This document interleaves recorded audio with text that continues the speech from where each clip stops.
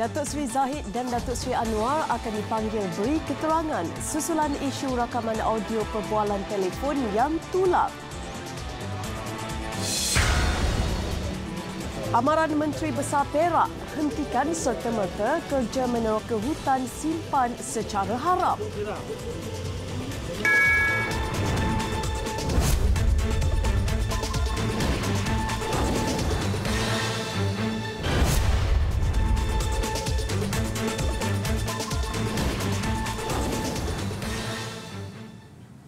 Assalamualaikum dan salam sejahtera. Saya Zaira Sri Zakaria.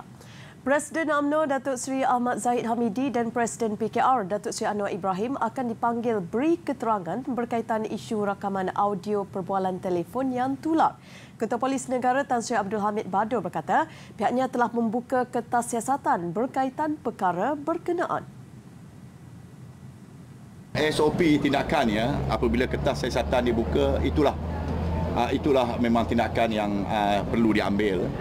Tidak perlulah diapakan. Jadi apabila tiba masanya nanti pegawai penyiasat akan merakamkan kenyataan mereka.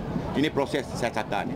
So kedua-dua pihak ya, maknanya kepada YB Datuk Seri Anwar dan juga Tan Sri Zahid ya, sekiranya mereka merasakan dirinya teraniaya, fitnah, mereka bolehlah tampil untuk membuat aduan dan siasatan dijalankan dari sudut itu.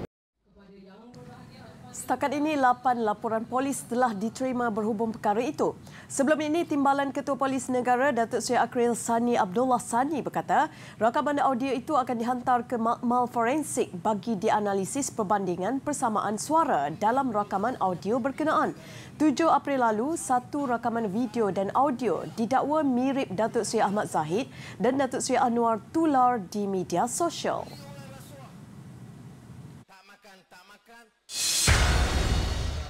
Dalam sidang media sama, Tan Sri Abdul Hamid berkata beliau akan bertemu Menteri Dalam Negeri Datuk Seri Hamzah Zainuddin bagi memberi penjelasan mengenai pelaksanaan pertukaran jawatan pegawai kanan polis yang ditangguhkan baru-baru ini. Menurutnya, penangguhan itu dilakukan tanpa pengetahuannya yang sedang bercuti ketika itu. Di mana dalam undang-undang itu mengatakan bahawa ada command and control, ya. Kawal selia PDRM ini adalah tanggungjawab saya sebagai Ketua Negara. Dan saya telah pun mengeluarkan arahan pertukaran tersebut untuk kebaikan semua. Tidak ada apa-apa yang luar biasa. Terdahulu, tular di Facebook mendakwa campur tangan politik berlaku sehingga mengeluarkan arahan menangguhkan pertukaran ketua polis. Pengguna yang menjalankan urus niaga jual beli emas dinasihat untuk memastikan perolehan dokumen pembelian termasuk resit bagi mengelakkan sebarang penipuan. Pengarah Penguatkuasa Kementerian Perdagangan Dalam Negeri dan Hal Ehwal Pengguna KPDN HEP Azman Adam berkata 7 aduan diterima sepanjang tahun ini melibatkan penipuan urusan jual beli emas. Dokumen tersebut kemungkinannya boleh digunakan jika ada proses tuntutan ganti rugi ataupun jika kita dapati emas ataupun logam yang dijual itu tidak sama di segi kualiti yang ditanda dengan kualiti yang dijual. Jadi kalau kita tengok dekat emas ni memang dia ada penanda ada 9.99, 916, 875, 950 dan sebagainya. Jadi penandaan itu adalah wajib. Jadi pengguna juga kena bijak. Jadi apabila kita nak membeli itu, kita rasakan sebab emas ni adalah barang yang sangat berharga. Jadi dia kena membuat pilihan membeli di tempat yang betul-betul lah. Jangan terlalu tertarik dengan harga yang dia di luar daripada kebiasaan. Sebab kemungkinan, kita tak kata pastilah, kemungkinan ada terdapat unsur-unsur yang tidak betul di situ lah. Undang-undang katanya mewajibkan setiap penjualan logam berharga perlu dikemukakan dengan resit yang menyatakan nilai logam dan upah yang dikenakan. Azman ditemui selepas majlis sambutan Hari Pengguna Kebangsaan peringkat Negeri Kedah dan kempen pembudayaan norma baharu sektor peruncitan di Kompleks Pekan Rabu.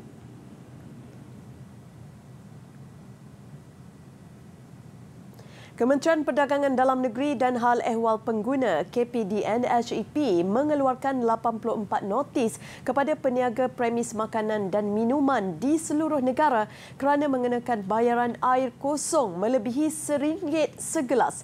Timbalan Menterinya Datuk Rosul Wahid berkata, notis itu dikeluarkan melalui Ops Catut 8.0 air kosong yang dijalankan sejak Rabu lepas susulan rungutan orang ramai. Hentikan kerja meneroka hutan simpan secara haram serta-merta. Itu amaran Menteri Besar Perak Datuk Sarani Mohamad yang mendakwa 3,000 hektar kawasan hutan simpan di negeri itu dikesan dijadikan kawasan pertanian. Pertama, mereka menebang dan menebas kemudian menjual kayu secara haram. Yang kedua, mereka bercucuk tanam di atas tanah tersebut untuk tanah pertanian. Itu kita panggil dia penerokaan haram. Dan kita minta semua mereka hendaklah berhenti serta-merta sebab kita ada peraturan-peraturan tertentu untuk membolehkan kita mengeluarkan hasil kayu. Ada masa tertentu. Kalau tidak, nanti kalau semua orang tebang tanpa kawalan, datang musim hujan, dia boleh menyebabkan banjir lumpur. Satu pasukan khas diwujudkan bagi menangani masalah itu. Sebahagiannya ada yang sudah ditahan dan tidak melibatkan mana-mana individu berkepentingan. 5 kes pula sudah dibawa ke mahkamah dan beberapa lagi masih dalam siasatan. Datuk Sarani berkata demikian selepas merasmikan program penghijauan Malaysia di Tasik Raban Lenggong sempena kempen 100 juta pokok. Hari sama Menteri Tenaga dan Sumber Asli Datuk Seri Dr. Syamsul Anwar Nasara.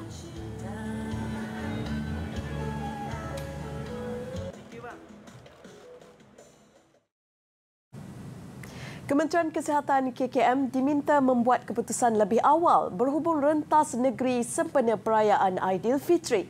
Menteri Kanan Keselamatan Datuk Seri Ismail Sabri Yaakob berkata, ia berikutan keputusan berkenaan dibuat atas nasihat kementerian itu. Ini penilaian risiko oleh mereka. Kalau mereka kata okey, okeylah. Kalau mereka kata tak okey, kita akan umum. Sama ada okey ke tak okey, kita akan umum. Tapi kita akan umumkan dalam waktu yang cepat, terdekatlah cepat. Kita pun tak nak mengganggu orang nak balik kampung ke, nak beli tiket pesawat ke, tiket bas ke apa. Saya akan minta kepada Kementerian Kesihatan supaya membuat pengumuman lebih awal. Yes or no pun biar lebih awal. Jadi orang boleh bersedia. Beliau berkata demikian selepas mengadakan lawatan kerja ke Pusat Latihan Tempur Tentera Darat Pulada, Ulu Tiram, Johor siang tadi. Pada 27 Mac lalu, Perdana Menteri Tan Sri Muhyiddin Yassin berkata kerajaan akan meneliti kebenaran untuk merentas negeri bagi menyambut Hari Raya Aidilfitri. Namun perkara itu akan diputuskan sebaik sahaja semua data berkaitan dianalisis oleh KKM dan Majlis Keselamatan Negara.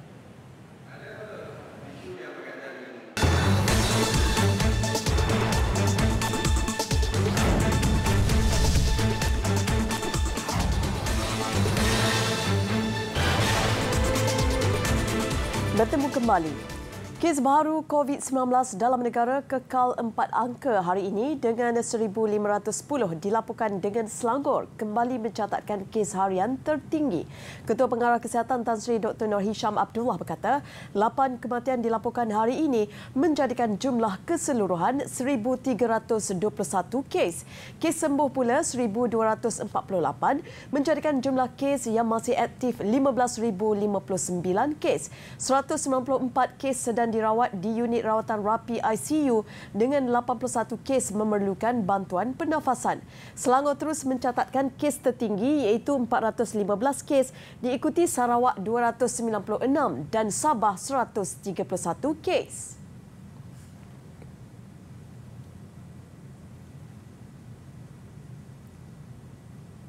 Kerajaan dalam pada itu bersetuju melaksanakan Perintah Kawalan Pergerakan PKP di semua kawasan dalam daerah Lahad Datu Sabah berkuat kuasa esok sehingga 24 April. Menteri Kanan Keselamatan Datuk Seri Ismail Sabri Yaakob berkata, pelaksanaan PKP itu untuk memastikan kadar infeksi terkawal dan tidak menular ke kawasan lain.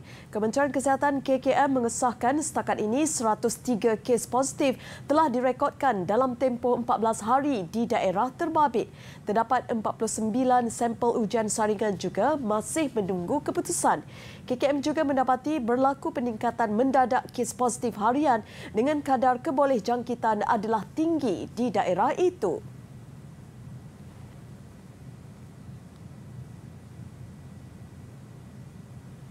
Kementerian Sumber Manusia KSM bersetuju agar majikan memberikan cuti kepada pekerjanya untuk mendapatkan vaksin COVID-19. Menterinya Datuk Seri M. Saravanan berkata, pemberian cuti oleh majikan dapat meyakinkan lagi rakyat Malaysia untuk mendapatkan vaksin kerana masih terdapat segelintir yang risau untuk menerima suntikan itu. Saya sebagai Menteri Sumber Manusia, saya memang setuju kita perlu bagi cuti sebab masih ada warga Malaysia tak yakin dari segi keselamatan mengambil vaksin, akan ada side effect dan sebagainya. Maka memberi cuti adalah salah satu cara kita menggalakkan mereka selepas ambil vaksin, bolehlah mereka bercuti di rumah ataupun rehat di rumah. Bagaimanapun, kata beliau, ia bergantung kepada majikan untuk memberikan cuti kepada pekerja dan kerajaan tidak dapat memberikan cuti khas kerana bukan semua orang mengambil vaksin pada hari yang sama. Baru-baru ini, Menteri Penyelaras Program Imunisasi COVID-19 Kebangsaan, Khairi Jamaluddin berkata, beberapa syur akan dikemukakan pada mesyuarat Jawatankuasa Khas Jaminan Akses Bekalan Vaksin COVID-19 JKJAV bersama KSM. Antaranya menyarankan atau mewajibkan majikan memberi cuti kepada pekerja untuk mendapatkan vaksin.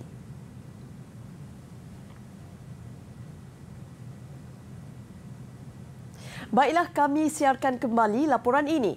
Kementerian Perdagangan Dalam Negeri dan Hal Ehwal Pengguna KPDN HEP mengeluarkan 84 notis kepada peniaga premis makanan dan minuman di seluruh negara kerana mengenakan bayaran air kosong melebihi RM1 segelas. Timbalan Menterinya Datuk Rosul Wahid berkata, notis itu dikeluarkan melalui Ops Catut 8.0 air kosong yang dijalankan sejak Rabu lepas susulan rungutan orang ramai. Kelantan merekodkan kes paling tinggi dengan 14 notis dikeluarkan diikuti Selangor 12, manakala Sabah, Sarawak dan Johor masing-masing 8 notis. Notis untuk siasatan lanjut dikeluarkan di bawah Akta Kawalan Harga dan Anti Pencatutan 2011. Maknanya lebih daripada harga sepatutnya. Sepatutnya berapa, Datuk? Sepatutnya mungkin dalam 2% yang kosong ni. Tapi kalau RM1 tu over lah. Jadi 84 tu bukan tumpu kepada RM1 sajalah maksudnya. Bukan RM1. Mana kita dapat harga yang luar biasa. Harga flat. 84 kes tu kat mana? Ni seluruh Malaysia. Saya tak pasti di mana tapi dia seluruh Malaysia. Paling tinggi kat mana? Tapi mungkin dia pandang Pondok Besar lah.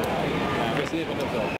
Ops Catut 8.0 dijalankan terhadap restoran mewah, biasa, makanan segera, franchise dan kedai makan serta warung selama 9 hari bermula 7 hingga 15 April ini. Ia bagi memastikan hak pengguna terjamin dan peniaga tidak mengaut keuntungan berlebihan. Datuk Rosul ditemui selepas merasmikan program Jelajah Franchise Bay peringkat negeri Terengganu siang tadi. Benar kata pepatah, hendak 1000 daya, tak nak 1000 dalih. Ketiadaan kedua-dua belah kaki bukan alasan untuk tidak berusaha mencari sesuap nasi. Itu prinsip seorang lelaki kurang upaya OKU, Zainal Atan, 51 tahun, dari Tanjung Bidara, Melaka yang bekerja sebagai pemandu e-hailing meskipun fizikalnya tidak sempurna seperti insan lain.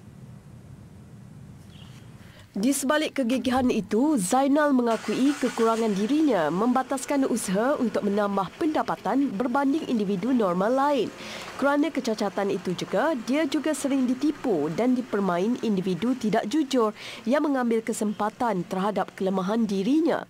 Memang saya seorang pemandu Grab tapi pekerjaan saya memang terbatas. Tak sama dengan pemandu normal yang biasa kan. Sebab saya ni OKU, saya tak boleh duduk lama-lama.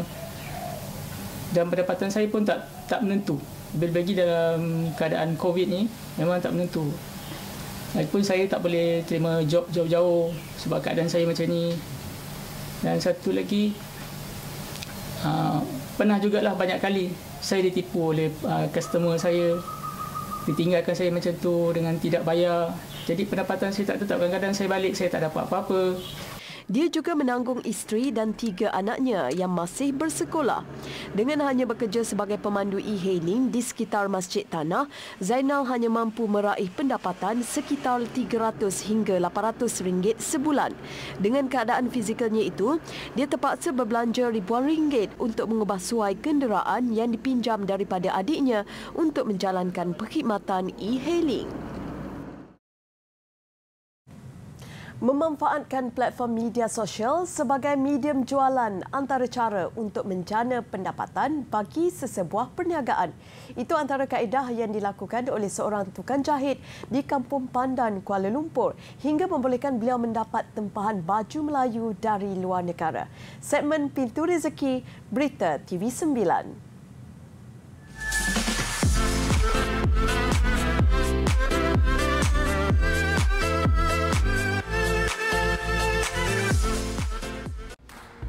Muhammad Rizwan Ma'ruf, 35 tahun, memulakan perniagaan menjahit sejak 7 tahun lalu. Siapa sangka, di sebalik kedai kecil yang terletak di jalan utama Kampung Pandan, Kuala Lumpur ini, Muhammad Rizwan mampu mendapat tempahan sehingga dari Australia. Menurutnya, baju itu ditempah oleh sebuah keluarga Melayu yang menetap di Australia bagi sambutan Hari Raya Aidilfitri nanti. Muhammad Rizwan mengakui penggunaan platform media sosial sangat membantunya untuk menarik pelanggan. Sambutan tu mula-mula tu kita tak ada guna internet. Jadi harapkan orang setempat je lah. Lepas kita mula online kan, Facebook, Instagram, bukan setakat kat setempat ni, daripada luar pun ada datang. Daripada seluruh Malaysia lah, Sabah, Sarawak, Johor, Negeri Sembilan ke mana-mana. Selain itu, Muhammad Rizwan juga pernah menerima tempahan dari Singapura dan Brunei. Jelasnya, bagi mendapatkan ukuran baju si penempah yang berada jauh, mereka akan menghantar ukuran dan ada juga beliau menghantar video tunjuk ajar bagi mengukur baju. Kongsinya, tempahan tahun ini sangat menggalakkan berbanding tahun lalu ketika negara mula melaksanakan Perintah Kawalan Pergerakan PKP. Sejak pertengahan Februari lalu, Muhammad Rizwan sudah mendapat tempahan lebih 300 pasang baju Melayu dan dijangka boleh mencecah lebih 400 pasang menjelang Syawal ini. Berbekalkan diploma perniagaan dan IT dari sebuah kolej swasta di ibu negara, Muhammad Rizwan menyarankan peniaga agar segera memanfaatkan medium media sosial. Saya rasa orang dekat luar sana pun apa-apa meniaga sekalipun lah. Kalau boleh kita mahirkan diri dengan media sosial kan. Iklan, banyak tempat yang kita boleh iklankan dekat internet ni kan. Biar bukan kat sini dia tahu. Kalau boleh meluas kan, kita punya networking tu kan. Bila ramai tahu, alhamdulillah lah kita boleh luaskan perniagaan kita, insya-Allah. Apa lagi masa PKP itu kan. Orang tak keluar sangat, orang banyak tengok internet. Jadi kita boleh aim kat situ lah. Kat situ lah tempat kita nak cari rezeki kan. Segmen Pintu Rezeki, Berita TV9.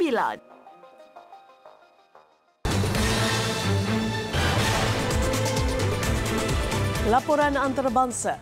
Sekurang-kurangnya seorang terbunuh dalam gempa bumi kuat 6.1 skala Richter yang menggegarkan beberapa kota di Jawa Timur, Indonesia. Gempa berlaku tengah hari tadi berpusat di 90 km barat daya Kota Malang, Jawa Timur pada kedalaman 80 km. Puluhan bangunan turut mengalami kerosakan. Saya pikir memang ada dapat kerusakan karena 5 MMA itu kan getaran dirasakan hampir di semua penduduk. Orang banyak itu terbangun dan memang kaget gitu ya, dan pasti ada yang bangunan yang akan rusak gitu karena kondisi bangunan juga tidak terlalu baik. Ya Allah. Kerosakan paling teruk dilaporkan di Kota Lumajang, Blitar dan Malang. Penduduk yang panik bertempiaran lari dari pusat membeli belah, pejabat dan pusat bantuan kesihatan. Getaran turut dirasai di Lombok, Bali dan Sumbawa yang terletak lebih 700 km dari pusat gempa. Terdapat 3 gempa susulan dengan kekuatan lebih sehingga 3.8 skala Richter.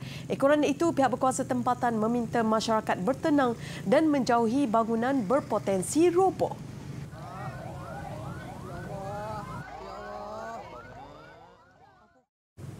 16,000 penduduk diarah berpindah ekoran letusan gunung berapi La Soufrière di Pulau Saint Vincent. Setakat ini 3 letusan dicatatkan dengan debu bergerak ke arah lautan Atlantik. Letusan kedua gunung berapi terbabit diiringi debu dan asap tebal setinggi 15 km, hampir 2 kali ganda letusan pertama.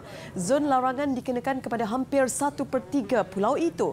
Operasi perpindahan penduduk dilakukan dengan kapal pesiaran ke pulau-pulau berdekatan yang menawarkan bantuan. Setakat ini tiada kecederaan atau kematian dicatatkan.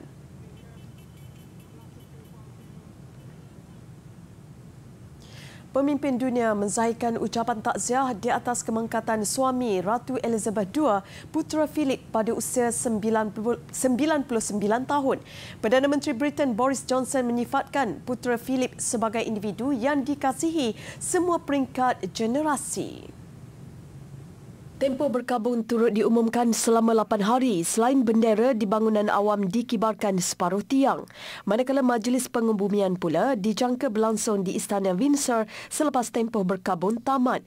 Turut memberikan penghormatan terakhir Presiden Amerika Syarikat Joe Biden yang menyifatkan baginda sebagai seorang yang mengabdikan diri kepada rakyat Britain. Kemangkatan putera Philip juga dilihat sebagai satu kehilangan besar oleh Perdana Menteri Ireland Michael Martin. Perdana Menteri Australia Scott Morrison pula mengarahkan supaya bendera dikibarkan separuh tiang di negara itu. Antara pemimpin dunia lain yang turut mengucapkan takziah di atas kemangkatan putera Philip antaranya Chancellor Jerman Angela Merkel, Perdana Menteri Kanada Justin Trudeau, Ketua Kesatuan Eropah Ursula von der Leyen.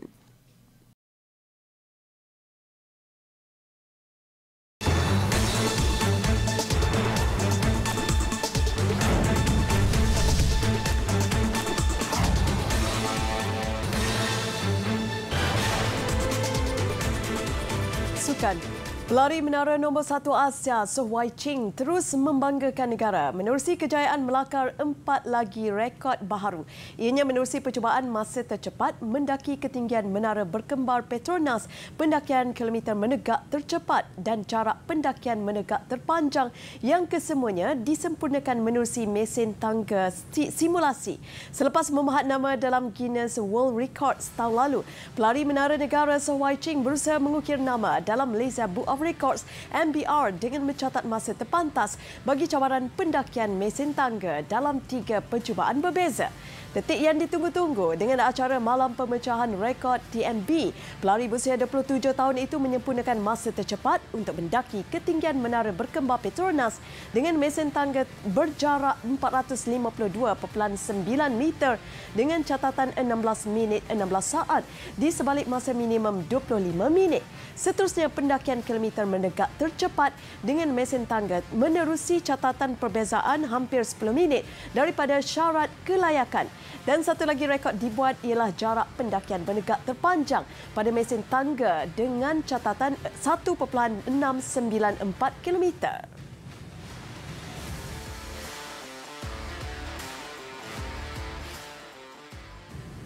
Semalam kecoh di laman sosial, insiden penganjur acara drag racing di litar antarabangsa Sepang SIC didenda RM20,000 kerana melanggar SOP. Insiden berkenaan wajar dijadikan pengajaran terbesar buat semua acara yang berjalan di bawah sektor sukan. Susulan tiada pematuhan SOP pada perlumbaan MUSC SIC Sepang Drag Cars di litar Sepang yang berlangsung semalam menyebabkan pihak polis terpaksa bertindak mengenakan denda kepada penganjur MUSC Motorsports. Difahamkan acara yang bermula jam 3 petang itu sepatutnya berakhir tepat jam 12 malam mengikut SOP. Bagaimanapun penganjur tidak dapat menamatkan saingan pada masa yang ditetapkan hingga menimbulkan kekecohan dan rasa tidak puas hati peserta yang mengambil bahagian. Akibatnya berlaku pelanggaran SOP di kawasan paddock lokasi acara dan pihak berkuasa yang hadir memantau perjalanan perlumbaan tiada pilihan mengenakan denda. Ketua Polis Daerah KLHA SCP Imran Abdul Rahman yang mengesahkan perkara itu hari ini berkata, penganjur telah mendapatkan permit bagi melaksanakan acara itu di litar berkenaan namun gagal memastikan pematuhan SOP yang ditetapkan. Boleh dikatakan ini adalah insiden pelanggaran SOP pertama membabitkan penganjuran sukan berdaftar dan sudah tentu ia memberi impak negatif kepada aktiviti sukan lain yang baru mahu mahu berjalan semula. Sekalipun penganjur mengakui kesalahan dan memohon maaf, ia wajar diambil berat oleh semua pihak dalam sektor sukan agar ia tidak lagi berulang. Kesannya cukup besar sekiranya Kementerian Belia dan Sukan KBS dan Majlis Keselamatan Negara MKN menimbang semula kebenaran sektor sukan beroperasi. Terus patuhi segala SOP yang telah ditetapkan oleh pihak berkuasa bagi memutuskan rantaian COVID-19 selain sentiasa menjaga kebersihan. Baiklah visual suasana Pasar Sharjah di Baghdad, Iraq yang mula dikunjungi penduduk tempatan untuk persediaan menjelang Ramadan. Menutup tirai berita TV9 malam ini. Saya Zaira Sri Zakaria. Salam hormat dan Assalamualaikum.